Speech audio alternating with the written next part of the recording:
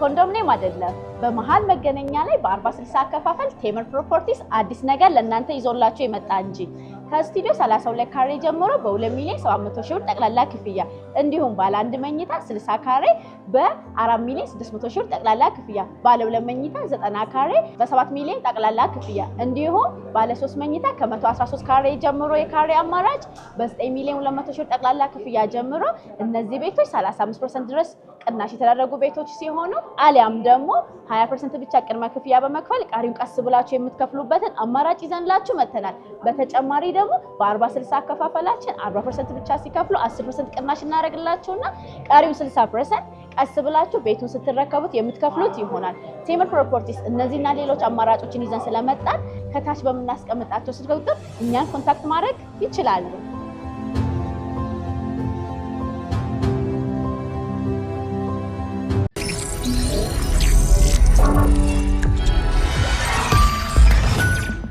ትራምፕ እንደ ካርተር አይ የኢራን ተንኮል። ይህ ከዓለምነህ እንስማ ፕሮግራማችን ነው። ዓለም የእውነት ፈገግ የሚያሰኝ ነው። ትራምፕ እንደ ካርተር ምን ለማለት ነው? በመጀመሪያ እንግዲህ አድማጮቻችን ቃላችንን ጠብቀን የቡና ሴርሞኒ የማይቋረጥ የአዋዜ አካል ነው እና በዚህ አጋጣሚ ማን ያለች ይፈላ ቡና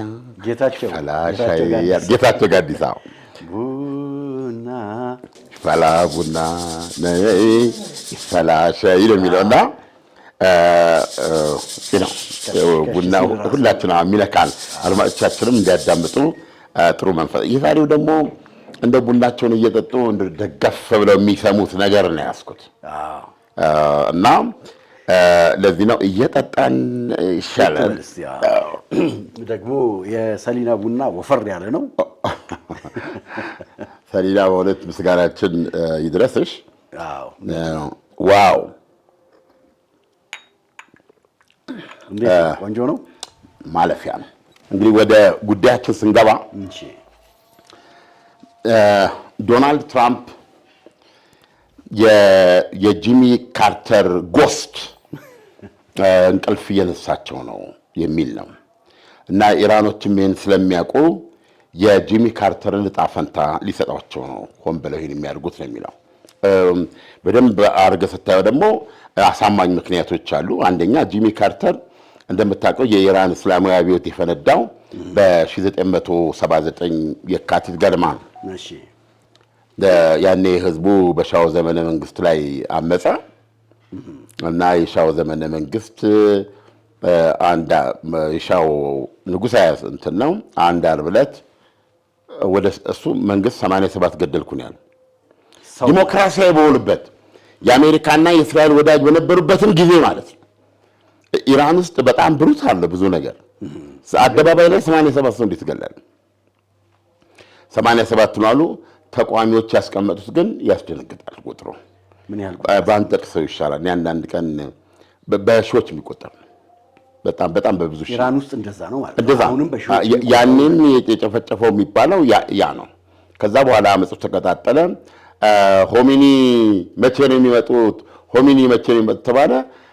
አያቶላ ሆሚኒ ደግሞ ፓሪስ ሰዓታቸውን እየጠበቁ ነበር። ስደተኛ ነበሩ ለመግባት ወደ አብዮቷን መሪ ያስፈልገው ነበር። አብዮቷን አስለቁጥ ለማለት በረው መጡ። ከፓሪስ ጧት ተጀመረ ማለት ነው። ከዛ የተወሰነ ወር ካለፈ በኋላ ህዳር ወር ውስጥ በፈረንጅ 79 ነው ዞሮ ያን ጊዜ ምንድነው የኢራን ወጣቶች የተባሉ የታጠቁ የአሜሪካ ኤምባሲ ከአብዮቱ እኮ ስንት ወር በኋላ እኮ ነው ከተረጋጋ በኋላ ማለት ነው። ስንት ወር ምን አብዮት እኮ አይረጋጋም። አብዮት ታውቅም እንዴ የግብታዊ አብዮት ነው አብዮት ሁሌ ነው የሚፈነዳው አይረጋጋም እንጂ እኔ አብዮቱ መስከረም 2 አይደል እንዴ ምንድነው የፈነዳው ከዛ በኋላ እኮ እስከ መጨረሻው ሰው በላው ስርዓት የፊዶ ቡርዣው ስርዓት ምናምን እኮ አብዛኛውን 15 ዓመት በዛ ውስጥ ነው። anyway ምንድነው የሆነው?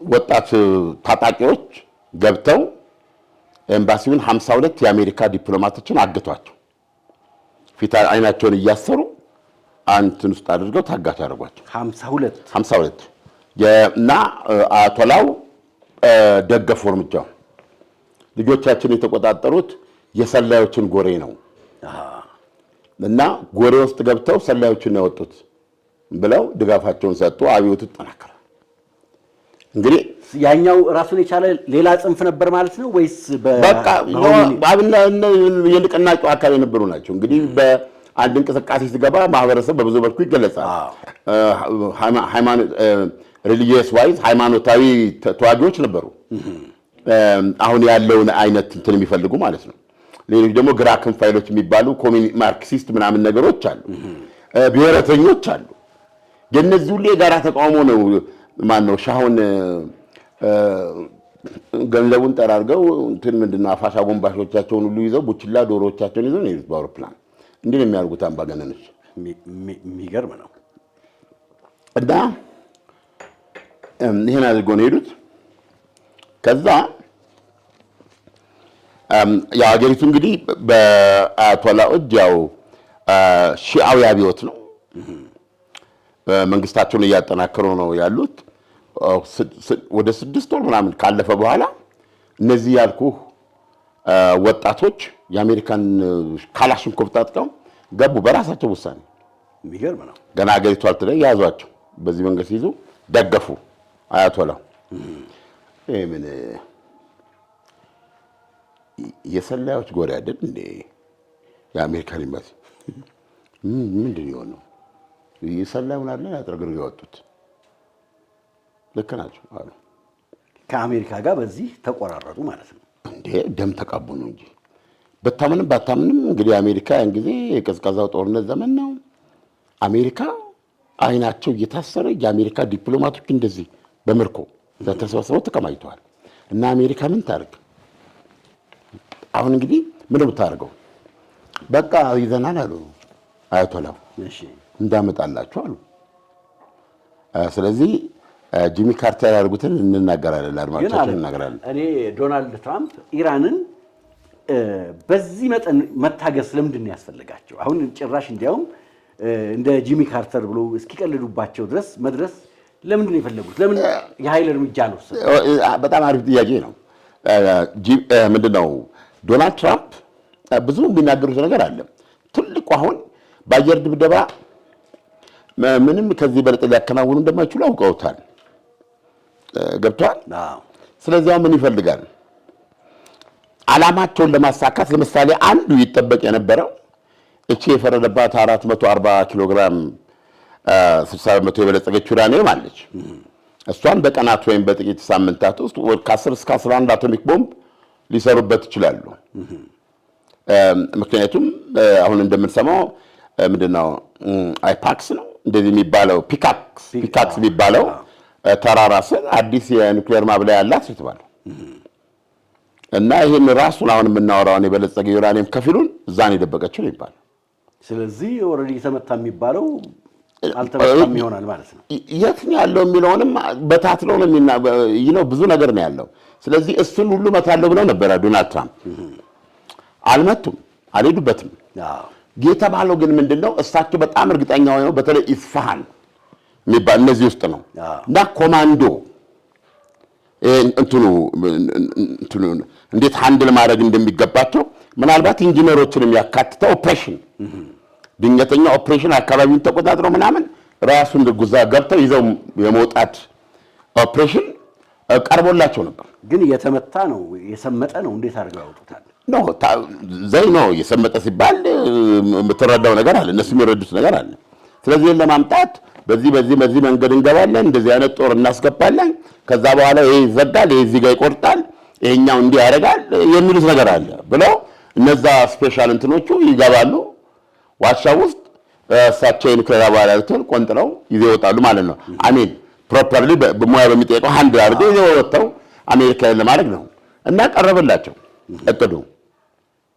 ለዶናልድ ትራምፕ እሺ አዩና ተወይነ የካርተር ነገር ተውተው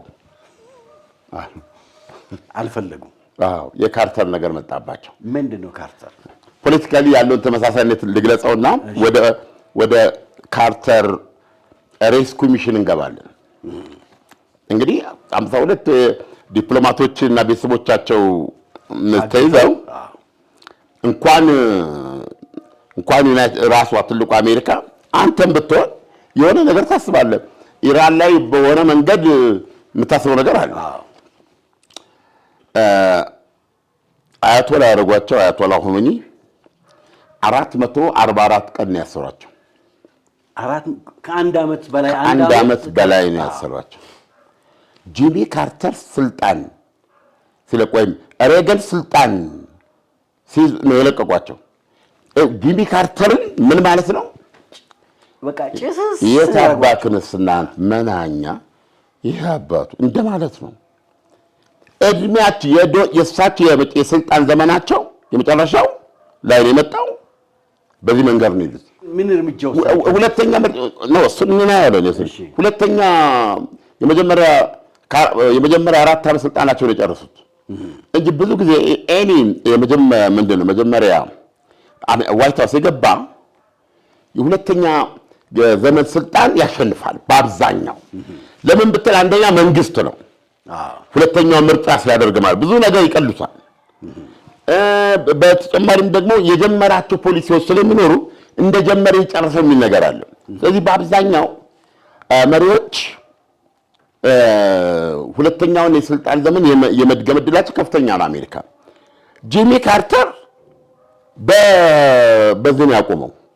ለምን በዛ ውዝግብ ፋርስ ባህረ ሰላጤ ላይ ኢራኖች በፈጠሩት ተመሳሳይ ውጥንቅጥ የኑሮ ውድነት ነበር አሜሪካ፣ የጋዝ ዋጋ ውድነት ነበር አሁን እንዳለው።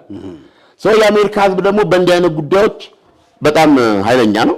ሁለተኛ አሜሪካን መሳቂያ መሳለቂያ ሆናለች። እነዚህን ዲፕሎማቶች አድናለሁ ብላ የወሰደችው እርምጃ አሜሪካንን መሳቂያ መሳለቂያ ነው ያደረጋት። ስለዚህ የምርጫው ዕለት እንትናን ማን ነው ጂሚ ካርተርን ከጥቅም ውጭ አደረጓቸው ማለት ነው። ወይ ዶናልድ ትራምፕ ሁለተኛ የስልጣን ዘመናቸው ስለሆነ ያያሰጋቸው። ነገር ግን ሌጋሲ የሚባል ነገር ካለ ያሳዝናል። የዶናልድ ትራምፕ ሌጋሲ እንግዲህ ዶናልድ ትራምፕ ማለት አሜሪካውያን እኔን ምረጡ፣ ከእኔ በፊት የነበሩት በሙሉ የአሜሪካንን ኃይልና አቅም የማይረዱ አይደለም ይሉት። በእነ ቻይና ያስቦጠቦጡ ያላሉት ነገር የለም። ልፍስ አሜሪካ ኢዝ ባክ እኮ ነው ባሁኑ ያሉት። አሁን አሜሪካ ኢዝ ባክ ያሉት ጆርጅ ባላቸው ጆ ባይደን ነበሩ። ምክንያቱም ዶናልድ ትራምፕ የማጋ ንቅናቄ ሜክ አሜሪካ ግሬት ብለው ነው አይደል የመጡት። ይሄን ብለው መጡና ተሸነፉ። በዚህ በሜክ አሜሪካ ግሬት አሜሪካ ከብዙ ወዳጆቿ ጋር እንትን ብላለች። በተለይ ኔቶን ማግለል እንደዛ አይነት ነገሮች ነበሩ። ጆ ባይደን ሲመጡ ለቀረው ዓለም ጋይስ አሜሪካ ኢዝ ባክ ነው ያሉት። ማለት አሜሪካንን ታላቅ አደረኩ የሚለው አሜሪካንን አጠፏት ካለም መድረክ የነበራትን የዓለም አቀፍ ሚና እንትን ብሎ ነበር። ራሱ ኔቶም ግራ ተጋብቶ ነበር። ጆ ባይደን ሲመጡ አሜሪካን ተመለሰች ነው ያሉት። ያ እውነት ነው ደግሞ ያ ብዥታ ነበረ ነው ያሉት። እንግዲህ ይኸው ደግሞ የታሪክ አጋጣሚ ሆነ እንደገና ተመልሰው ዶናልድ ትራምፕ ሲመጡ ሜክ አሜሪካ ግሬት አጌን ብለው መጡ ማለት ነው። ኦኬ ምንድን ነው የሆነው? አሜሪካ ዲፕሎማቶቿ ታስረው ዓለም አፉን እንዲያርጎ ይፍቃል ማለት ነው። አንድ ነገር ማድረግ ነበረባቸው። እንግዲህ አሁን ጂሚ ካርተር ዘመቻ አደረጉ ማለት ነው። ዘመቻ የኢግል የታጋቾቹን ብድግ አድርጎ ወደ ሀገራቸው ይሄንን ይዞ ለመውጣት ነው። ስለዚህ አነሳሳቸው እንዴት ነው? ከግብፅ የዳርቻ የበረሃ አንዱ አየር ማረፊያ ብዙም አይጠቀመው ኤር ስትሪፕ ነው ኖት አየር ማረፊያ። ከዛ 3 ሄርኩለስ 130ዎች ወደ 130 የአሜሪካ ዴልታ ኃይሎችን ይዘው በምሽት እዚህ የታቀደው የኢራን በረሃ ውስጥ ገቡ። ይሄ በረሃ ሶልት ፍላት ነው የሚባለው፣ ኃይለኛ በረሃ ነው። ከቴህራን 320 ኪሎ ሜትር ደቡብ ምስራቅ አቅጣጫ የሚገኝ ነው። እዛ ብቅ የሚል ምንም ነገር የለም። በቃ የተረሳ ቦታ ነው፣ በረሃ ነው፣ ምድረ በዳ ነው ያ ቦታ። ኤቭሪቲንግ ታቅዶ ነው ልባርክ። እዛ ሄዱ አረፉ። 3 ሄርኩለስ ይዘው አንድ ደግሞ ምናምን 130 የሚባል የነዳጅ ቀዥ ነው። እሱ ደግሞ አብሮ ከጎን እየበረረ እዛ አረፈ። ከዛ አረቢያን ባህር በዚህ በሆርሙዝ ሰርጥ ስንመጣ ከሆርሙዝ ሰርጥን አልፈን የኢራን ፋርስ ባህረ ሰላጤ ያለ እና የኦማን ሰላጤ ያለ የሁለቱ እነዚህ ሰላጤዎች የሚገናኙባት እቺ ጠባብ ነች ሆርሙዝ ሰርጥ ገብቷል። ያ ሆርሙዝ ምንድን ነው? ፋርስ ባህረ ሰላጤ ነው። ይሄኛው ኦማን ሰላጤ ነው። የሁለቱ የመሬት ድንበር እንደዚህ ጠቦ ሊገናኝ የሚችልበት እሷን ሰርጧ እሷን ሰርጥ ከፋርስ ባህረ ሰላጤ እሷን ሰርጥ ስትወጣ ምን ውስጥ ነው የምትገባው? ኦማን ሰላጤ ነው የምትገባው። እና ከኦማን ሰላጤ ደግሞ ስትወጣ ትንሽ ሄደው እንደወጣ አረቢያን ባህር ላይ ነው የምትገባው። አረቢያ ባህር ላይ የኒሚዝ የምትባለው የአሜሪካ አውሮፕላን ተሸካሚ ያለች እና በቅዱ መሰረት 8 የሄሊኮፕተሮች የዚህ የተባለው ዴዘርት ዋን ብለው ስያሜ የሰጡት የኢራን በረሃ ውስጥ ይገናኛሉ ማለት ነው። ይመጡና ሄርኩለስ ያረፈበት ቦታ ይመጣሉ። እቅዱ ነው እና 8ቱ ከዛ ተነሱ። 8ቱ ከዛ ተነስቶ መጡ እና እንደታሰበውና እንደታቀደው 8ቱ በዛ በሰላም ቢደርሱ ኖሮ እቅዱ ምንድነው የሚሆነው? እዛ ያሉትን ምንድነው ኮማንዶዎቹን ይይዙና በድብቅ በረራ ነው ይይዙና ወደ ኢራን ወደ ቴህራን ዋና ከተማ የተጠጋ ቦታ ላይ የተዘጋጀ ቦታ ላይ ያወርዷቸዋል ኮማንዶዎቹን እና እዛው ነው የሚቆዩ። ይመለሳሉ። እንደሱ ሚሽን አበቃ ማለት ነው ሄሊኮፕተሮቹ። ከዛ የሲአይኤ ባልደረቦች የሲአይኤ እዛ ውስጥ የቀሩና የሰረጉ ደግሞ ምን እንደሚያደርጉት እነዚህ ሰዎች በምንጭ ነው እንዴት አድርገው እንደሚሆን አላውቅም፣ የት ይወስዷቸዋል? የአሜሪካ ኤምባሲ ያለበት ቦታ ቴህራን ውስጥ እዛ ድረስ ይወስዷቸዋል። እንግዲህ እስከነ እንትናቸው ምንድነው እስከነ ትጥቃቸው ገለመሌ ነው። ከዛ በኋላ እንግዲህ አንዴ እነሱ እዛ ከደረሱ በኋላ ምድር ቁና ትሆናለች ማለት ነው። እነዚህ ደግሞ የሰለጠኑበት ነው። እና ቤት ይገባሉ፣ ቤት ይወጣሉ። እዛ እንዳለ ሁሉ ታግተው ነው ያሉት። ብዙ ካላሽንኮቭ ታጣቂ አለ። የሚያፈነዳዱትን አፈነዳቸው። የሆነው ነገር ሆኖ መቼም እነሱ ከታዘዙ የሆነ ነገር ይሆናል። ከዛ በኋላ ያንን እነዛን ይዘው አውቶቡስ ሲያይን የሚያዘጋጀው በአውቶቡስ ይሞሉና በቀጥታ የት ይወስዳቸዋል? በአቅራቢያው ያለ ስታዲየም ውስጥ ነው የሚያስገባቸው። ከዛ ስታዲየም ነው ይዟቸው ሄሊኮፕተሮቹ እዛ ነው ማለት ነው። እንዴት ተግባራዊ ሊሆን እንደሚችል ይሄን አስብ።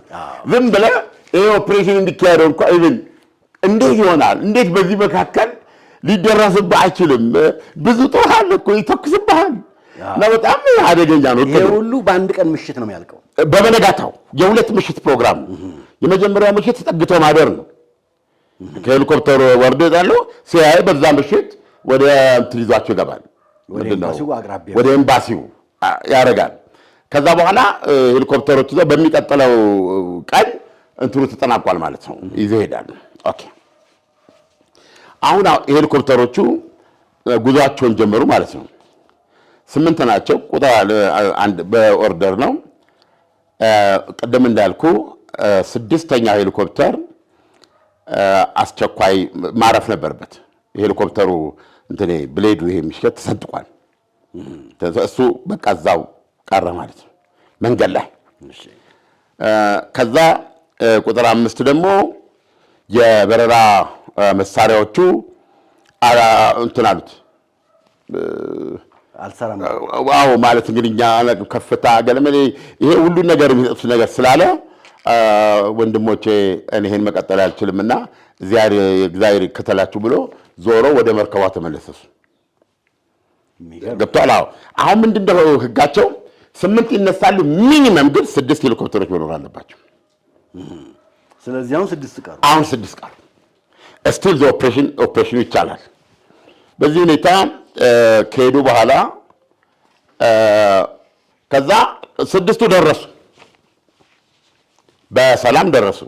ስለዚህ ኦፕሬሽኑ ምንድነው ይቻላል ማለት ነው። 2ቱ ቀሩ፣ አንዱ እዛ ወድቆ ቀረ፣ አረፈ። እሱን ጥለው ፓይለቱን እንትናሉ። ያኛው ደግሞ ምንድነው ያኛው ተመልሷል። ስለዚህ 6 አሉ። በእቅዱ መሰረት ሚኒመም 6 ሄሊኮፕተር መኖር አለበት። ይቻላል ማለት ነው ኦፕሬሽኑ። አሁን ኦፕሬሽኑ እንዲካሄድ በዚህ ይቻላል። ከዛ በረሃ ላይ ቁጭ እንዳሉ እነዚህ ወርደዋል። ዴልታ ኃይሉ የተነገራቸው ያለ ጊንጥ በስተቀር የማይገኝበት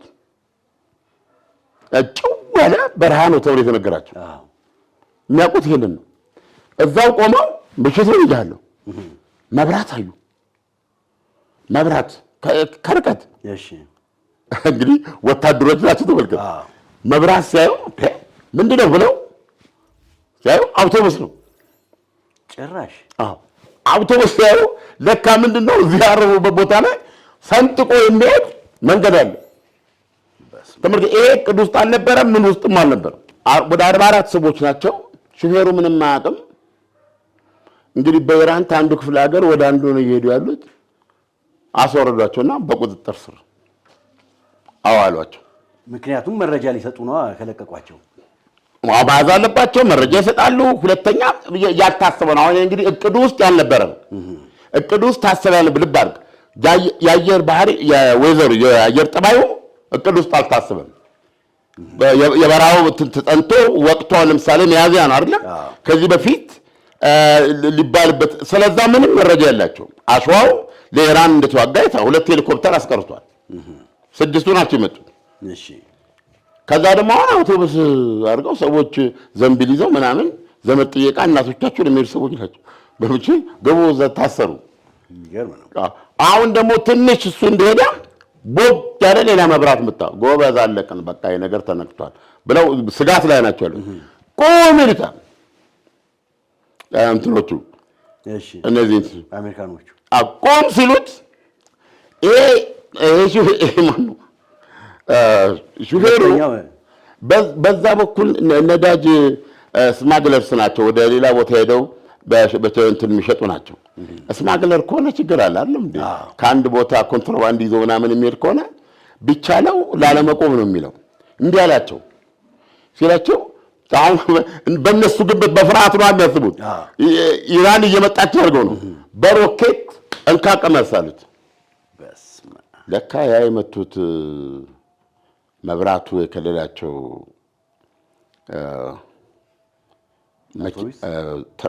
መኪና ነዳጅ ጢምጢቅ አድርጎ ነዳጅ ከአንድ ወደ ሌላ ቦታ ሊያሰርግ ሲሄድ የነዳጅ ቦቴ ነው ሲመቱት የተነሳው ገዋን ነገር አልችልም። በቃ ይሄ ሚስጥራዊ ቦታ ሚስጥራዊ ዴዘርት እንትን ከስንት ማይልስ ወለል ብሎ ይታይ ነበር። በቃ እሳት እየሞቁ ነው። ኢራን ላይ ወራዋ ሊያደርጉ የመጡ በጨለማ በሚስጥር ለመገላ ያደርጉ የመጡ የአሜሪካ ምንድን ነው ወለል ብሎ ታዩ ወታደሮች። በቃ የቀን ብርሃን እንትኑ ላይ ያረፈ ወለል ያለ ብርሃን ውስጥ ናቸው። ጎበዝ እንዴት ይሁን አሁን እዚህ ጋር ሰላማዊ ሰዎች ይዘዋል፣ እዛ ጋር እንትን ነዷል። ስለዚህ ጎበዝ ቶሎ ወደ ኦፕሬሽን ቶሎ ይባልና አሁን ሄሊኮፕተሮቹ ነዳጅ መቅዳት አለባቸው። እሺ ነዳጅ መቅዳት አለባቸው። 7 ኪሎ ሜትር ያቺ የዛ አውሮፕላኑ አለ። ስለዚህ አንዱ አውሮፕላን ይነሳል፣ ሄሊኮፕተር ይነሳና እንትኑን ምንድነው እንደዚህ ያለ ከፍታው ከዛ የሚቀዳበት ጋር በጣጥሮ ለመግጠም ነው። እሺ እንዲህ ሲያደርግ ሲነሳ ሄሊኮፕተሩ ያስነሳው አሸዋ ፓይለቱን አወረው።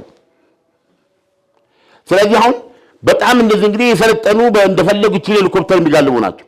አሁን ሄሊኮፕተሯ እንደ 3 በ4 መደረስ ጀመረች ማለት ነው። እና ፓይለቱ በደንብ ሊቆጣጠር ስላልቻለ የነዳጅ መቅጃውን መቱት። አውሮፕላኑን ቅንጡ ላይ አለው ማለት ነው። ሲለው ገዋ ተነሳ። እሱም ነደደ። መንደር ጀመረ። 8 የአሜሪካ ኤርፎርስ እንትኖች እስከነ ክሩ እዛ እንትን ውስጥ ምንድነው አውሮፕላን ውስጥ ያሉ ሲሞቱ ሄሊኮፕተር ውስጥ ያሉ ደግሞ 3ቱ ሞቱ። ምንም ነገር ሳይጀመር የአውሮፕላን ጋየ እዚህ ጋር ሄሊኮፕተሩ ጋየ። አሁን ስንት ቀረ? 5 ሄሊኮፕተር ቀረ። ጆቶ 5 ሄሊኮፕተር ቀረ። ወዲያውኑ ይሄን ኦፕሬሽን ኮማንዶችን የሚመራው ኮሎኔል ባለው ኮሚኒኬሽን ማለት ነው ጂሚ ካርተር ነው ያገኛቸው። ቻርሊ ቤክዊዝ ይባላል። ጌታዬ ከዚህ እንደጥፋ ይላቸዋል። ጂሚ ካርተር ደግሞ ቡቡ ናቸው። በጣም ሃይማኖተኛ ሰው ናቸው። ጂሚ ካርተር ምንድን ነው አንደኛ 6 ያለ ነው 5 ሄሊኮፕተር ነው ያለ ነው ብርሃን ውስጥ ነው። ምንም የተደበቀ ነገር የለም።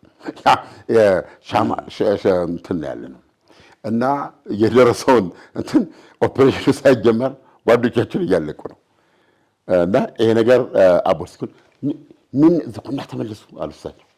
ተጉና ተመለሱ። እሺ ከዛ አሁን የኢራን ጦር በማናቸውም ሰዓት ሊመጣ ይችላል። አንደኛውን የሞተ ካልሆነ በስተቀር ወይ ሀገሩን አያይም ማለት ነው። እንትኑ ራሱ ምንድነው ፓውዛ ታውቃለህ? ይሄ ከንትን እየበራ ነው አካባቢው። ተነስተው ነፍስ አድን በጥድፊያ ነዱት ሲሄዱ እነዚህ 8ቱን ወታደሮች ሬሳ አሸዋ ላይ እንዳወጡት አላነሱት። ገብቷል።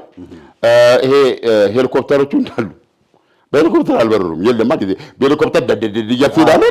አውሮፕላን ውስጥ ሄርኩለስ ውስጥ ሁሉ የሚገቡት ሄሊኮፕተሮቹን ትተው እንዳለ ኢራኖች ሲመጡ የሚሰሩ ሄሊኮፕተሮች ማፑን የሲአይኤ ሚስጥራዊ ዴክ ሰነዶች አሉ እኮ ይሄንን ተጠብቀው ተዘጋጅተው ምንድነው ያ ቡድን እንትኑ ሄሊኮፕተሩ ኢራን ማለት ቴህራን አጠገብ ያወርዳቸው የለም።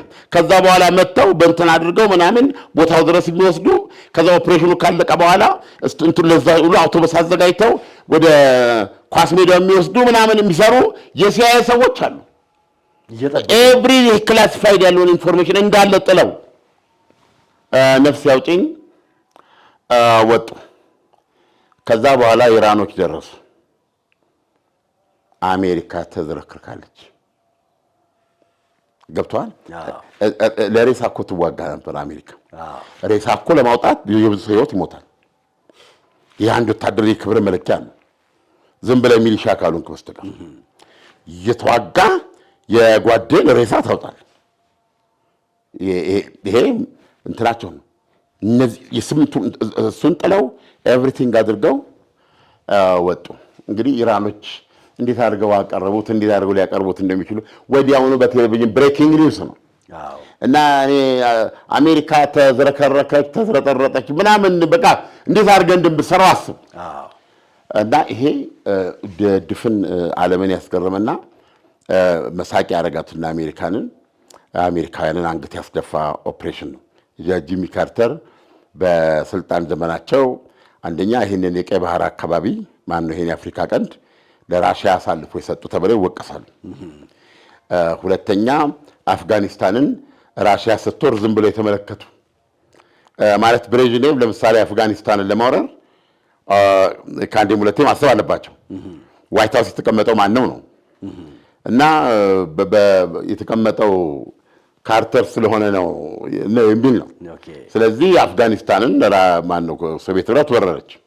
እነዚህ በጂሚ ካርተር ጊዜ የተደረጉ ናቸው። ስለዚህ በአጠቃላይ ዘሞስት በወታደራዊ መንገድ ከታየ ፉርሽ መንግስት ነው ከካምፕ ዴቪድ ስምምነታቸው በስተቀረ ማለት ነው እና ለዶናልድ ትራምፕ የቀረበላቸው ይሄ ያንን ዩራኒየም ይዞ ገብቶ እንደዛ እንግዲህ እዛነ ኢስፋሃን ፎርዶ እነዚህ የተደበደቡ የኢራን የኒውክሌር ተቋማት እዚህ አንደርግራውንድ ያሉ ማለት ነው እና እነሱን አካባቢያቸውን በመወጠር ምክንያቱም በተለያየ ቦታ በአንድ ቦታ አይደለም የሚገኘው ነው በማድረግ አሜሪካ በእንዲህ አይነት ኦፕሬሽን በውስጥ ታዋቂነት እስራኤል በዚህ ኦፕሬሽን አካል ልትሆን ትችላለች እንትኑን ይዞ ለመውጣት ነው ምንድነው የበለጸገው ዩራኒየም ይሄ ማለት ከኢራን እጅ ላይ የኒውክሌር አጠፋ ማለት ነው አሁን እኮ ያለው ስጋት ኢራን በድብቅም ሆነ በምን የሆነ የዩራኒየም ማበልጸጊያ ካላት በቀናት ውስጥም ሊሆን ይችላል የሚለው በ8 በ9 ቀን ውስጥ ሊሆን ይችላል በ10 ቀን ውስጥ ግን በዛ ከተባለ ግን በጥቂት ሳምንታት ከ60% ወደ 90% ማበልጸግ ማለት የኒውክሌር አረር መስራት ማለት ነው በቃ ከዛ በኋላ መቀጠል ያለው መሞከር ነው የመስራትን በመሞከር ሙከራ እንዳሸዋለ ቀድም ያልኩ የዴዘርት ዜሮ ላይ ተሞክረውና በቃ መግለጽ ነው አበቃ ማለት ነው ዲተረንስ ነው ስለዚህ ይሄን ለማድረግ እቅድ ቀርቦላቸው ነበር በወታደራዊ መንገድ እና ያንን አንድም እግረኛ የሚያስገባ እቅድ ዶናልድ ትራምፕ አልተቀበሉም ምክንያቱም ገና እንቅልፍ ሰደን ብለው ሸለብ እንዳደረጋቸው የሚመጣው ይሄ ዲባክል ይሄ ያልኩ ነው የሚመጣባቸውና ጂሚ ካርተር መሆን አልፈልግም ብለው ነው እንትን ያደረጉት የመለሱት ስለዚህ አሁን ኢራኖች ምን ያውቃሉ ዶናልድ ትራምፕ ማሸነፍ አለባቸው አይደል ኢራኖችን ማሸነፍ ካለባቸው ደግሞ መሬት መርገጥ አለባቸው የኢራን ስለዚህ አሁን አውቀው በሚሊዮን የሚቆጠር ጦረኛ በጉጉት ለምንጠብቀው ይላቸዋል መቼ ነው እንደምትመጡት ገብቷል መቼ ነው የአሜሪካ ጦር እዚህ የሚመጣው ይላሉ ደግሞ አሁን ከምናየው ተጨባጭ ሁኔታ አንፃር ቀላል የማይባል ሞትና ቁስለኛ ሊደርስባቸው ይችላል በተመሳሳይ ሁኔታ ካርግ እንግዲህ አንዱ ካርግ ነዳጅ የሚልኩበት 90 ምንድነው የሀገሪቱ ዋናው ነው በቃ እሱን ማዝ ትችላለች አሜሪካ እሱን ለመያዝ አሁን ኃይል ማውረድ አለባት ማለት ነው አሁን እሱን ቢደረግ የእግረኛው ውጊያ ይኖራል ማለት ነው መሬት ነው የምትይዘው ስለዚህ አሁን ኢራኖች በቃ ደስታ አድርጉት ይሏቸዋል እሱን ላይ ወታደር ማሳረፍ አለበት ያቺ ደግሞ ከሸም የምትባለው እዛው ሰርጡ ማሊያ ላይ ትልቅ ደሴት አለች እሱን መያዝ አለባቸው አሁን ዶናልድ ትራምፕ ይቸግራቸው ይሄን ለማድረግ ሲያስቡ ማን ይመጣባቸው የካርተር ነው እና አሁን እዚህ ደግሞ እግረኛ ቢያሳርፉ እግረኛ ከገባ መሞታል አየር ላይ ሆኖ እኮ ብዙ ጊዜ ለምዕራባውያን አየር ላይ ሆነ ሴፍ ነው እግረኛ ስታርግ ለምሳሌ አሁን እስራኤልን ተመልከት ሊባኖስ ውስጥም ሆነ በየትኛውም ቦታ ላይ አየር ኃይሏ እንደምታየው ነው አትዘይንደው ዘዴ ግን ያችን ቦታ ለመያዝ እግረኛ መግባት አለበት ያኔ እግረኛ መግባት ሲኖርበት አንዱ የሆነ ዋሻ ውስጥ ተደብቆ ይመታዋል ያኔ ሬሳት አነሳል ስለዚህ ለምዕራባውያኖቹ ወደፊት መፍትሄ አላችሁ ታውቃለህ ለዚህ ምን አይነት ሂውማን ኖይስ የሮቦት በሚገባ አሁን እንትን እያደረጉ ነው በተለይ ቻይና በጣም ሄዳበት ነው ቻይናም ሄዳበታል ሁሉ ሴማተሮፍ ጥቂት አንድ ሁለት 10 ዓመታት ያንደም ሊሆንም አይችልም ወደፊት ሰው አይተ መዋጋት የማይችልበት ሁኔታ ነው የሚመጣው አርቲፊሻል ሰው ሰራሽ አእምሮ የተገጠመለት ሮቦት ቦታ አካባቢን የሚረዳ የጠላት አመጣጥ አሰላለፍ የሚያውቅ በዚህ መንገድ ከሱ ጋር ነው የምትዋጋው አሁን ያን ጊዜ እንደልባቸው እግረኛ ያስገባሉ ማለት ነው ከሱ ጋር ነው አሁን ለጊዜው ግን ያ ስላልሆነ እንደኔና እንዳንተ ስጋና ደም ያለው ፍጡር ማድረግ አለበት ያ ደግሞ በቀላሉ ልትመታው ስለምትችል ዶናልድ ትራምፕ በዚህ ምክንያት አላደረጉትም እንግዲህ ይሄ በሚሊተሪ ደረጃ ነው ለዚህ ነው አሁን ለሳቸው ዘሴፈስት የነበረው ምንድነው የአየር ድብደባው ነበር 38 ቀን ያለ ረፍት ደብድበው ከዛ በኋላም እየቆመ እየቀጠለ ደብድበው አሁን ባለፈው 13 ጊዜ ደብድበው አይደል ከዛ በኋላም አንድ ምራቂ አድርጓል አይደል ዮርዳኖስ ላይ ተኩሳ አንድ ምራቂ ደብድበው ኢራን ቂም አላላት ኢራን ከዚህ በኋላም ለመደብደብ ዝግጁ ናት ዳና የውስጥ እግር ማሳጅ የረኩበትንና ጥቅሙን በሚገባ ያጣጣሙበትን አገልግሎቱን በማስፋፋትና በማሳደግ እነሆ ሁለተኛ ቅርንጫፉን ከፈተ። ዳና በአዲሱ ቅርንጫፋችን ሙሉ የማሳጅ ስቲም፣ የሳውናና የሞሮኮ አገልግሎት መስጠት ጀምረናል። ለቤተሰብ ለጥንዶችና ለሙሽራዎች ከነሚዜዎቻቸው ዳና ማለፊያ ምርጫ ነው። ዳና ቁጥር 1 ብስራተ ገብርኤል አፍሪካ ህንፃ 3ኛ ፎቅ። አዲሱ ቅርንጫፋችን ቡልጋሪያ ማዞሪያ በግዙፉ ድሪም አፓርትመንት። ዳና። አሁን ደግሞ ይሄም ሆኖ ዶናልድ ትራምፕ እንደ ባለፈው ከሁለተኛ ዓለም ጦርነት በኋላ ዓለም አይቶት ሰምቶት በማያውቅ ኃይል ሊመቱ እንደዚህ እቅድ ነበራቸው። በመሃል ምን የሚሉ ዘገባዎች ይዘው ወጡ የአሜሪካ ሚዲያዎች? ሚሳኤል እኮ አልቋል የሚል ዜና ይዘው ወጡ። እሱ ደግሞ አሸማቃቂ ነው። አዎ ይሄ የአሜሪካንን ጓዳ የገለጸ ነው። መረጃ እኮ አንዱ ጥቅሙ ይሄ እኮ ነው። ሌት ዘ ኤኒሚ ጌስ ገብቷል። አሁን ግን ይሄን ስትል ዶናልድ ትራምፕ መጨረሻ ላይ ዝም ቢሉ ነው የሚመረጠው። ሞልቷል። በጣም ጥሩ መሰማት እየገባ ነው። ኦልሬዲ ጥምጥቅ እንዳለ ነው። ምንድነው ጎተራው እሱ እንደሞላ ነው። ደግሞ እየተሰራ እንትን እየገባ ነው አሉና ነገር ግን እነዚህ የለም እያሉ ወሬ የሰጡትን ግን እነሱን አድርገኝ አንገታቸውን እያነቀን ለፍርድ እናቀርባለን አሉ። ገብተዋል።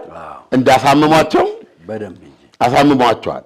እና እነዛ ሰዎች የገለጹበት ዓላማ ምን የሚሆን አሜሪካ ያላት 900 ፓትሪዮት ሚሳኤል ብቻ ነው።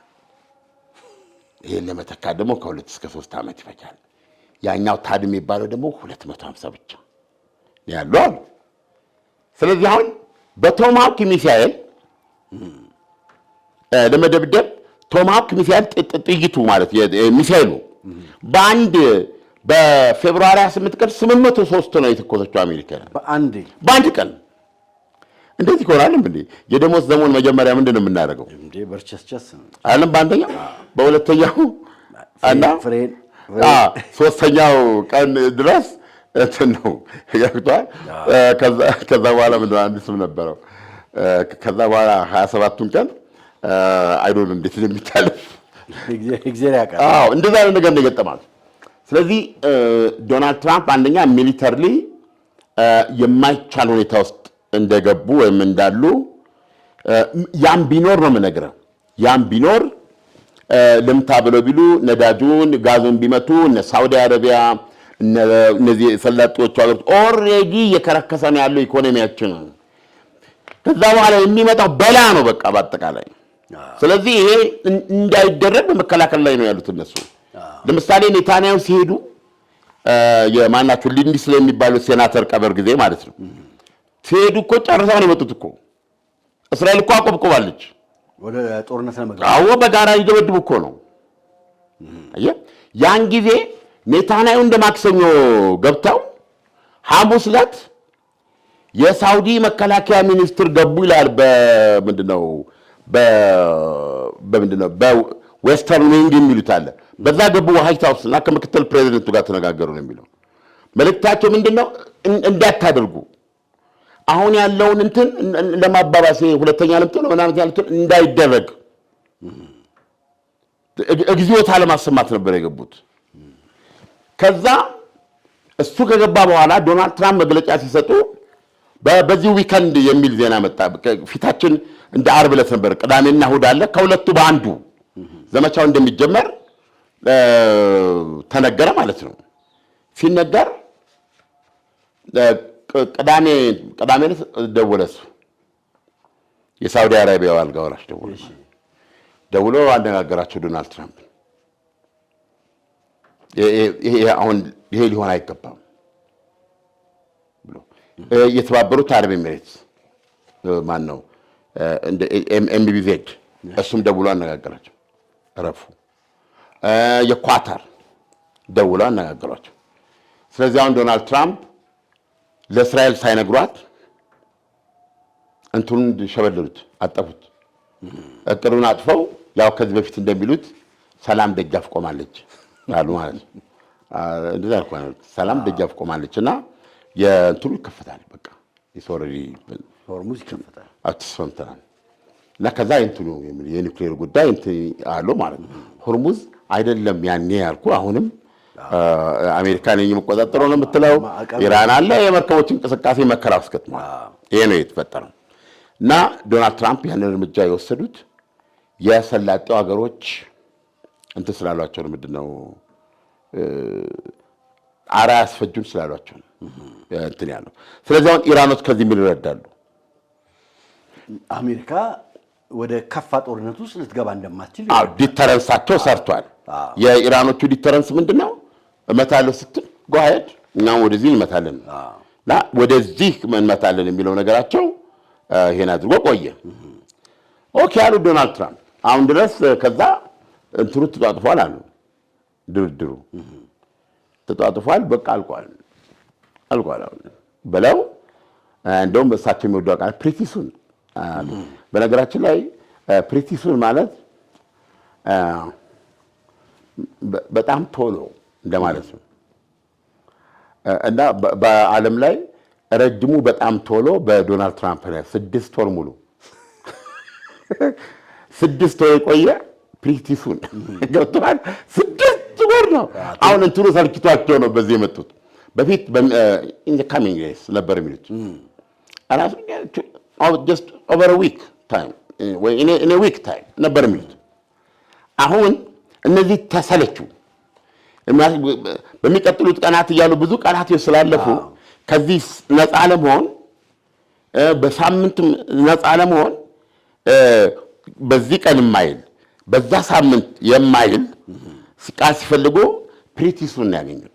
ፕሪቲሱን አሁንም ያቺ ፕሪቲሱን እንትናቸው ላይ ያለች እና ኢራኖች አሁን መግለጫ ሰጡ። መግለጫ የሰጡት የኢራኖች ዓላማ አሜሪካንን ማሳፈር መሆኑን ነው ነገር። አሁን ለምሳሌ አንዳንድ የማያስፈልግ ነገር አለ። እኛ በየትኛውም መንገድ ከዶናልድ ትራምፕ ጋር እየተነጋገርን እኛ እየተነጋገርን ያለው ከኦማን ጋር ይሄ በራሳችን በሁለታችን ጉዳይ እንዴት እናስተዳድረው ሆርሙዝ ሰርጥ እንጂ ከአሜሪካ ጋር ምንም አይነት ድርድር አላደረግንም። ቀጥሎ ምን አሉ? አሁን አፋፍ ደርሰናል እኛና ኦማን። ያው ምንድነው ወደ ሆርሙዝ ሰርጥ ምንድነው ያሉት የሚገቡ በዚህኛው በአንደኛው ሳይድ የሚወጡ በዛኛው ሳይድ የሚያነስ ስምምነት ነው። እንደሱ አፋፍ ደርሰናል አሉ። ነገር ግን ይሄ አፋፍ ደርሰናል ስምምነት ብንደርስም እንትኑ አይከፈትም። ሆርሙዝ አይከፈትም። ሆርሙዝ ሰርጥ አይከፈትም። ሆርሙዝ ሰርጥ እንዲከፈት ዩናይትድ ስቴትስ አሜሪካ የሚከተሉትን መፈጸም አለባት። ከሚከተሉት ውስጥ አንዱን አይደለም የሚከተሉትን ሁሉ መፈጸም አለባት። አንደኛ የኢራን ወደቦች ላይ የጣለችው ከበባና እቀባ ታነሳለች። አንዳትንም ሁለተኛ በአካባቢ ያለው ጦሯን ታስወጣና ጦርነቱ በይፋ መቆሙን ታውጃለች። በአካባቢ ማለት ምን ማለት ነው? ለምሳሌ አውሮፕላን ተሸካሚ አብርሃም ሊንከን አውሮፕላን ተሸካሚ እዛ ነው ያለው። 2 4 5 6 ዲስትሮየርስ አሉ የእንትሷን የሚያጅቡ ይሄ ቶማሃውክ የሚተኩሱት ማለት ናቸው። ይሄ አሁን ለምሳሌ እንትኑ የባህር ኃይል ከበባውን የሰሩት እነዚህ የአሜሪካ የባህር ኃይል የጦር መርከቦች ናቸው።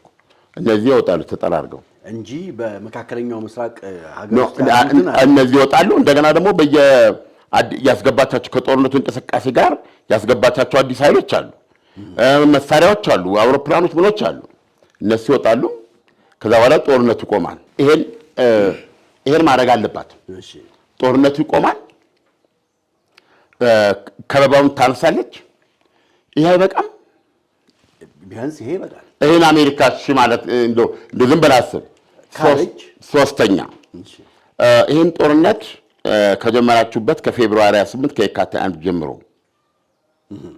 የመጀመሪያዎቹ 40 ቀናት የምንላቸው ከዛ በኋላ በየማሩ ኢንተርሚተንትሊ የተደረገው ድብደባ እነዚህ እስካሁን ድረስ ያደረሱትን የባህር ከበባው ጭምር ኢራን ላይ ላደረሰው ኪሳራ ሙሉ ካሳ ትሰጣላችሁ። ይሄ ሲሆን ብቻ ሆርሙዝ ሰርጥ ይከፈታል አለች። አሁን መቼስ ይሄንን አሜሪካ ትቀበላለች ታከብራለች ብለው አስበው አይደለም። ምን ፍለጋ ነው? ኤግዛክትሊ የጂሚ ካርተር ጉዳይ የሚመጣውና ኢራኖች ጂሚ ካርተር ላይ ያደረጉትን ዶናልድ ትራምፕ ላይ ለመድገም ቆርጠዋል ያስባለው አንዱ ኬዝ ይሄ ነው። ጂሚ ካርተር ላይ ምንድን ነው ያደረጉት? ጂሚ ካርተር ላይ ማለት ነው ጂሚ ካርተር ከስልጣን እስከወርዱ ስልጣኑ እስኪያበቃ የአራት ዓመት የሳቸው ስልጣናቸውን እስኪጨርሱ አልተፈቱም። 444 ቀን የአሜሪካ ዲፕሎማቶች ኢንክሉዲንግ አምባሳደር ታጋች ነው። ሩዝ መሬት ላይ እየተጣለለት ማለት ነው። የዩናይትድ ስቴትስ አሜሪካ አምባሳደር የሚበላውም ማን ያውቃል? የሚበላ የተሰፈረ ማለት ነው እንዴ? አንተ በታጋች ስር ምን እንዴት ነው የምትለኝ እኮ? በቃ በእነሱ መልካም ፈቃድ ታዲያ እየተሰፈረልህ የሚሰጥ። አዎ ለምሳሌ የውስጥ ፖሊሲ ሊኖር ይችላል። አምባሳደሩ ውሃ ጠማኝ ባካችሁ ካላለ እንዳሰጡት ትላለህ።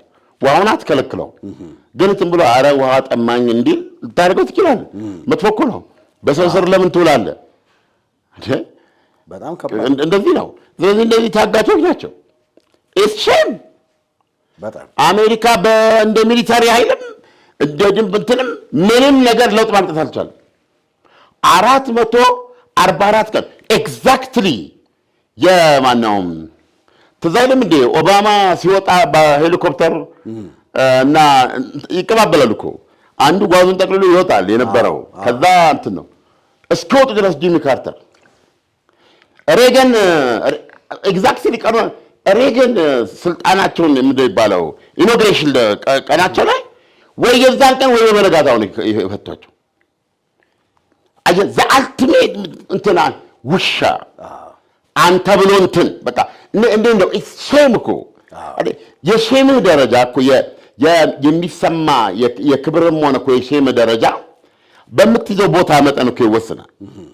የዩናይትድ ስቴትስ አሜሪካ ፕሬዚደንት ሆነ ዜጎችን ማስለቀቅ እና ያንተ ዲፕሎማቶች የነበሩ በመጀመሪያ መደፈሩ ከዛ በኋላ ደግሞ አንተ ብዙ ነገር ያርቅ 444 ቀናት አንተ እንትን አልቆ እስክትወጣ ድረስ ማለት ነው። ከዚህ በፊትም በዜና ላይ ሰርተነዋል። ብላክ ኤንድ ዋይት ኢራኖች ብለዋል ስልጣኖት እስኪያልቅ ድረስ we can fight you አይደል? ያልሰራ ነው እንዴ? ፈርሰናል። ዶናልድ ትራምፕ አሁን ስንት ነው የቀረቻቸው? እቺ 4 ዓመት ስልጣን ኦልሬዲ እኮ ብዙ ሄደ። አዎ እቺን 4 ዓመት ስልጣን እሳቸው የመጡት ለምንድን ነው? ምንድን ነው የሚባለው? የቫቲካን ተወካይ ነበር የሚመስሉት። ሰላም ሊሰሩ ነበር የመጡት። የኖቤል ሰላም ሽልማቱን አስቀምጧት ማንም ብለው የመጡት የዩክሬን ጦርነት ሊያስቆሙ ማስገር ብለው አንዱም የመጡት ከመጡ በኋላ ግን የጠበቃቸው ምንድን ነው? የዩክሬን ጦርነት ባሰ። የሐማስ የጫረው የጋዛ ጦርነት ተባባሰ። ተጀመረ እንጂ ያልነበረ የጋዛ ጦርነት ፈነዳ። አሁን ደግሞ ራሳቸው የጦርነት ውስጥ ነው ያሉት እና ዓመት ከምናምን ሆኗቸዋል እንግዲህ ስልጣን ከያዙ። ዘለንስኪም እዛው ጦርነት ውስጥ ነው ያሉት። ዘለንስኪም እዛው ናቸው ያሉት። አሁን ጥር ሲመጣ 2ኛ ዓመታቸው ነው። አሁን ኢራኖች ያሏቸው ምንድነው? ቀጣዩ ቀሪውን 2 ዓመት እየተዋጋን እንጨርሳለን ነው። ስለዚህ ኤግዛክትሊ ለጂሚ ካርተር እየተሰጣቸው ነው። ደግነቱ ጂሚ ካርተር 2 ተኩል ዓመት ስልጣን ላይ ያሳልፈው ነው የኢራን አብዮት የመጣው እና ስልጣናቸውን የጨረሱት ግን በኢራን ቱማታ ውስጥ ነው የጨረሱት። እና አሁን ዶናልድ ትራምፕ ይሄ ነው የተሰጣቸው እድል። መጨረሻ ላይ ዶናልድ ትራምፕም በትናንት ዘገባችን ላይ ቀርቧል። ምን አሉ?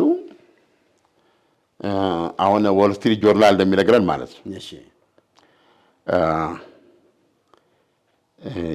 እንግዲህ ይመክራሉ ከእንትኖቻቸው ይሄ ነገር አልተቻለም፣ የኒውክሌሩ ነገር ምን አባቱ ስና መተነዋል፣ እዛ ዱቄት አድርገነዋል፣ እሱም ያልችል እነዚህ ተቆደው ከዚህ የበለጠ እንግዲህ ጎተራውም አለ ብያለሁ። ነገር ደግሞ ብዙ ነገር አለ። ስለዚህ ዎል ስትሪት እንደነገረን እና አሁን እሳቸው ሰዎቻቸውን አምጥተው የጨረሱት ነገር ምንድን ነው? በቃ እኛ እንትኑን እናስከፍት፣ ሆርሙዝ ሰርጥ እና ልክ ሆርሙዝ ሰርጥን አስከፈተን አይደለ ቪክትሪ ብለን አንድ ሁለት ወደ ሰማይ ተኩሰን አለቀ። ተራርገን መውጣት ነው። የኒውክሌርን ጉዳይ ምን ተደያዛው እስራኤል ትቸገረበት ብለው በነገራችን ላይ ኔታንያሁ አሁን ምርጫ ይገባሉ። በጥቅምት የእስራኤል ምርጫ አለና እኔ ጠቅላይ ሚኒስትር እስከሆንኩ ድረስ ገብቷል ስልጣን ላይ እስካለው ድረስ ኢራን ኒውክሌር አትይዝም ብቻችንን ቢሆን ያንን እናደርጋለሁ ነው የእሳቸው።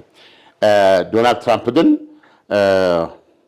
እንግዲህ መጀመሪያ ጦርነቱ ሲገቡ ያሉት ምንድን ነው የዚህ ጦርነት ዓላማ ኒውክሌሩን ነው።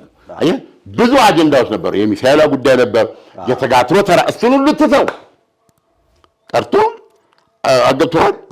አንድ ነገር አሁን ራሷ እስራኤል አስቀድመ የተናገረች መጀመሪያ ያልነበረ ሆርሙዝ በአሜሪካ ሆርሙዝም አልታሰበም። ቢያንስ ግን ምን አሉ ቢያንስ እኔ ትራምፕ በህይወት እያለሁ ኢራን አቶሚክ ቦምብ አትይዝም አሉ። አሁን እሱንም ነው የተዉት። ምን ማድረግ ይቻላል የሚል ፖይንት ላይ ደርሰው አሁን ምንድነው ቢያንስ ነው ማለት ኒውክሌር አስጥላለሁ ብለው ገብተው ሆርሙዝ ሰርጥን አስረክበው ነው የመጡት። እንደውም አንዱ ሲጽፍ ምን አለ ከካርተር ጋር የሚያገናኛቸው ብዙ ተመሳሳይ ነገር ምንድነው ሲል አንዱ የታጋች ነው የታጋች ጉዳይ ነው። ጂሚ ካርተር ታጋች ነው አይደል ያዘችባቸው 52 ልባ አሁን ደግሞ ለዶናልድ ትራምፕ ላይ ታጋች ያደረገችው ምን ነው ሆርሙዝ ሰርጥን። አሜሪካን የዳጅ አምራች ብትሆንም ይህ ሸቀጥ በዓለም አቀፍ ንግድ ስርዓቱ ስለሚንቀሳቀስ የኑሮ ውድነቱን ማስቀረት አይችልም። ኦሬዲ የአሜሪካ ስትራቴጂክ ሪዘርቭ የሚባል ለክፉ ቀን ብለው 300 ሚሊዮን በርሜል ነው ሳምቲንግ አሁን የቀረው ይሄ ነው የሚባለው ያወጡ ጆ ባይደንም እንዲያርጓል እኮ በክፉ ቀን ያወጡና ገበያውን ለማርከስ እንደዚህ ያደርጋሉ። አሁን ይሄን ማድረግ አሜሪካ አትችልም ማለት ለክፉ ቀን ብለህ ካጠራቀምከው ማለት ነው አይደል ከጎተራው ያወጣት በላም አንዳንዴ እንደዛ ነው የሆነችው። ስለዚህ አሁን ያልኩ የጋዝ ዋጋ በአሜሪካ ላይ እየጨመረ ነው የሚሄደው በዚህ ሁኔታ ተዘግቶ እስከሄደ ድረስ። ስለዚህ ልክ ጂሚ ካርተርን የጣላቸው የኑሮ ውድነትና የዚህ የነዳጅ ክራይሲስ እና ዶናልድ ትራምፕ አሁን ይሄንን ልቶ ብለው ቢሉ በቃ በዚህ መዋጣቸው ነው። ስለዚህ አሁን ሆርሙዝ ሰርጥን እናስከፍትና እንውጣ ብለዋል ብሎ ማዘገበ ወል ስትሪት ጆርናል የኒውክሌርስ ጉዳይ ያየገቡበት በቃ ይሄን አድርገን ብለዋል ብሎ ምንጭ ጠቅሶ የዋይት ሃውስ ሰዎችን ጠቅሶ ነው የጻፈው። ሆርሙዝ ሰርጥ ይከፈታል ወይ? እርግጠኛ መሆን አይቻልም። እንዴት እርግጠኛ መሆን አይቻልም? የሆርሙዝ ሰርጥ እንዲከፈት ይሄንን ቅድመ ሁኔታ ብለዋል። የምርኮ ነው ይሄ ገብቷል። ይሄ ዶናልድ ትራምፕ አሜሪካ ወይ የሚኮሩበትን አብርሃም ሊንከን የጦር መርከብ ላይ የኢራኑ ሞጅታባ አሁን ብቅ ብለዋል። ጤነኛ ናቸው ግን አላየናቸውም እስካሁን። ሞጅታባ ቁጭ ብለው ዶናልድ ትራምፕ ምርኮ እንደመፈረም ያክል ነው ይሄን ለማድረግ ማለት ነው። ኢራን ከ100 እስከ 160 ቢሊዮን ዶላር ነው በማዕቀብ የተያዘባት።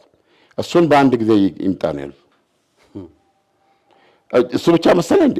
የረሳሁት እሱ ነው እኮ የባህር ከበባውን ይነሳ፣ የጦር ኃይሎቻቸውን አውጥተው ጦርነቱ ይቁም ፐርማነንትሊ። በቃ ተመልሰው ዶናልድ ትራምፕ ጥቃት መፈጠር አይችሉም። በቃ ጦርነቱ አበቃ። ሁለት አትልም። ሶስተኛ ካሳ ከፌብሩዋሪ 8 ከካቲት ጀምሮ ላደረጉት ድብደባ እስካሁን ላለ እንግዲህ ኢን ቢሊየንስ በጣም ነው የሱን ካሳ። ሶስት አራተኛ ደግሞ በማዕቀብ የተያዘው ይሄን ያለው ብር ካልተሰጠ አምጥ ቁጭ ለነገ ለምናምን ካልተሰጠ አይከፈትም ብለዋል። የሚገርም። ስለዚህ አሁን ዶናልድ ትራምፕ ማህበራዊ ሚዲያቸው ላይ ወጥተው የአሜሪካንን አንድ ቅድመ ሁኔታ ጨመሩ። ምን ጨመሩ? ዌል እንግዲህ ካሳ መክፈል ካለብን ካሳው ያው በሺህ የሚቆጠር የኢራን ወታደሮች ሞተዋል ታውቃለህ። ሰላማዊ ሰዎችም እንደዚህ ሞተዋል በዚህ ድብደባ እና ደግሞ የንብረት ውድመት አለ ካሉ እኛም ከዚህ በኋላ በማናቸውም ድርድር ላይ ድርድሩን ለመጀመርም ሆነ ምናምን አሜሪካ የራሷን ቅድመ ሁኔታ ታስቀምጣለች። ያም ቅድመ ሁኔታ የኢራን አገዛዝ ካለፉት 47 ዓመት ጀምሮ 50 ነው ያሉት እሳቸው ጀምሮ የገደላቸው ሲጀመር የራሳቸውን ዜጎች ለምሳሌ አሁን በስንት ገደሉ የሚባለው በአደባባይ ሁሌ አመጽ አለ ሲነሳ አመጹን የሚያከሽፉበት መንገድ የኢራኖች የተለመደ ነው። በጣም ነው የሚገሉት እና እሱ ተደምሮ እንደገና ደግሞ በፈንጂ ለምሳሌ ከሄድን ሊባኖስ በ1982 የአሜሪካ የባህር ኃይል ጦር ሰፈርን ሄዝቦላ ሱሳይዳል ሁለተኛውን በሱ አድርጎ ወደ የአሜሪካ 300 ከምናምን ባህር ኃይል ነው የተገደለው። በዚህ የተገደሉትን ቁጥር አንደኛ ለእያንዳንዳቸው ለነዚህ የነፍስ ካሳ፣ ሁለተኛ በእናንተ ምክንያት ለወደመ በእናንተ ጦርነት ላለው ካሳ እንዲሰጥ የሚል አሜሪካ ጥያቄ አቀርባለች። ሲሪየስ የሆነ ጥያቄ ማለት ነው። ስለዚህ አሁን ይሄ ምንድነው የወደቀው ያልተግባብቶም ስምምነት ወይም በሁለቱ መካከል ድርድር ለማስጀመር አሜሪካ የቅድመ ሁኔታ አላት፣ ኢራን የቅድመ ሁኔታ አላት። እዚህ ላይ ቆመን መናገር የምንችለው ምንድነው የሆርሙዝ ሰርጥ በምንም ሁኔታ አይከፈትም። ለምንድነው የማይከፈተው? ኢራኖች ይህንን ቅድመ ሁኔታ ከመስጠት በተጨማሪ አሁን በሞቱ ጓዶቻቸው ምትክ ለምሳሌ የብሔራዊ ደህንነት ሊቀመንበሩን መርጠዋል። 6 ነው 7 ወታደራዊ ሹመት ሰጥተዋል የመንፈሳዊ መሪ። ስለዚህ አሁን ትንፋሽ ወስደው የነበራቸውን መዋቅር እያረጋጉ ነው እና የሆርሙዝ ሰርጥ አሁን ቅድም የነገርኩህ ቅድመ ሁኔታዎች እንዲከፈት አያደርጉትም። እንዲከፈት አያደርጉትም ማለት ግን መርከቦች አይተላለፉም ማለት አለ። ለምሳሌ መርከቦች የኢራንን ትዕዛዝ በጠበቀ ሁኔታ የመጡት ሊያርፉ ይችላሉ ማለት ኢራን ልታቆማቸው ትችላለች። አሁን ሁኔታው በዚሁ ከሆነ እና ይሄ ምንድነው ስምምነታቸው ከተረሳ ሁለቱም ከተውት ማለት ነው። አሁን ባለው ሁኔታ ከተውት ኢራን የራሷን አሰራሮች እያስተዋወቀ ሊቀጥል ትችላለች። በሷና በኦማን መካከል አሁን አፋፍ ላይ ደርሷል ባሉት ስምምነት መሰረት ይካሄዳል ማለት ነው። ሲካሄድ ገንዘብ መተመንም ካለባት ኢራን ድርድሩ ያለው ከማን ነው? ከኦማንና ከአካባቢው ጋር ነው። ለምሳሌ 3% ልትጭን ትችላለች ተለምና 5 ነው ያለችው እሷ ከጫኑት ላይ። ስለዚህ አሁን ዶናልድ ትራምፕ ይህንን ዓለም አቀፍ መተላለፊያ ወደ ነበረበት ከጦርነቶች ወደ ነበረበት ለማስመለስ ምንም አይነት ጣልቃ ገብነት ማድረግ አይችሉም። ይሄንን የሚወስኑት ኢራኖች ብቻ ይሆናሉ ማለት ነው እና ቢያንስ እዚህ ላይ አሸናፊ ሆነው መውጣት ካለባቸው ዶናልድ ትራምፕ ወይ ኢራንን በወታደራዊ መንገድ አለበለዚያ ደግሞ ቢያንስ ለምሳሌ ከበባውን አንስተው ማለት ነው።